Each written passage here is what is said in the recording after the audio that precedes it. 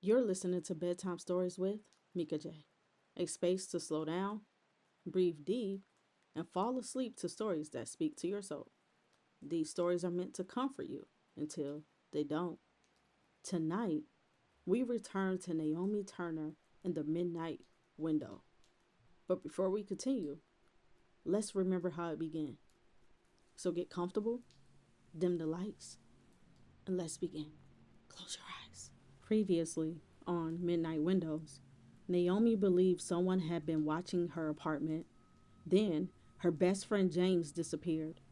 The police said he had walked away after an argument, but Naomi found something that proved otherwise. An envelope appeared in her apartment filled with photos taken inside her home while she slept.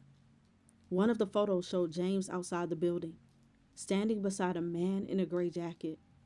When Naomi tried to show the police, the envelope vanished. Then, things in her apartment began to move.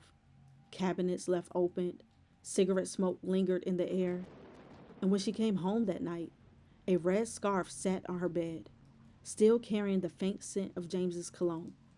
Naomi realized something terrifying. Someone had taken James, and that same someone had already been inside her home. Then at 3:12 in the morning, Naomi heard footsteps inside her apartment. And that's where our story continues. This is Midnight Windows, Part 3. Naomi didn't move. The scarf was still in her hands, red, soft, heavy with the faint scent of James's cologne. The footsteps continued, slow, careful, not searching, but walking like someone who already knew the layout. Naomi held her breath.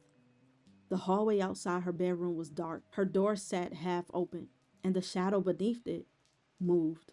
The police had told her she was imagining things. Maybe it was grief, stress, or fear. But grief doesn't open drawers. Stress didn't smoke cigarettes in your bedroom. And fear didn't walk down your hallway at 3 in the morning. Naomi slowly slid off the bed. Her bare feet touched the floor. It was cold. Her heart pounded so loudly that she was sure whoever stood outside the door could hear it. Another step, closer. The shadow beneath the door widened, then stopped. Someone was standing there, waiting. Naomi's eyes darted around the room. Her phone sat on the dresser. It was too far for her to reach. The window behind her bed, too loud to open. She stayed still. Then, a voice, low, calm, male. Naomi. Her stomach dropped. It wasn't the police. It wasn't a neighbor. It wasn't James. The voice spoke again. You shouldn't have called them. The bedroom door pushed inward, 1 inch, then another. Moonlight spilled across the floor as the door opened wider, and the man stepped inside. Gray jacket, cigarette between his fingers. The same man from the photograph. Up close. He looked ordinary, not tall, not imposing, the kind of man you might pass in a grocery store and forget seconds later. But his eyes had already memorized the room. He took a slow step forward. You've been looking for proof. Naomi said nothing. Her hands trembled at her side. The man said, You should have left it alone. He reached inside his jacket pocket. Naomi's breath caught in her throat. He pulled out the envelope.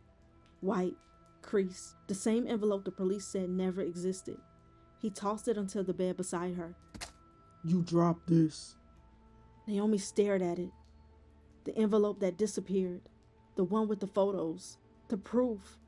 Her voice finally came out, barely a whisper. Where's James?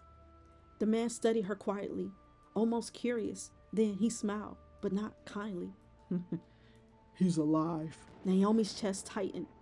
The man said, For now. Silence filled the room.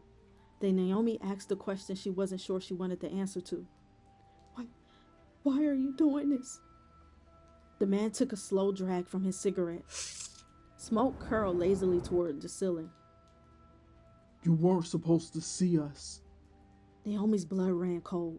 but now that you have, He glanced towards the window, then back at her. you're a part of it.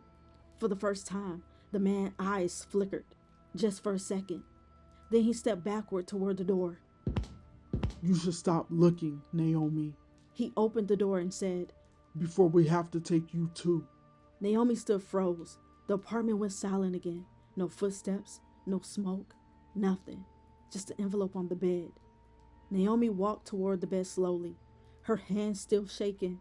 She opened the envelope. Inside were the same photographs. James asleep on the couch, the gray jacket behind him. But now there was another photo, one she had never seen before. A new photograph taken tonight through her bedroom window. Naomi standing beside the bed, holding that red scarf, watching the door. Someone had taken the photo from right outside her window. The man in the gray jacket wasn't just watching Naomi anymore. He was documenting her. And somewhere out there, James was alive. Thank you for listening. I hope you're able to sleep well tonight. I'll see you in the dark. Good night.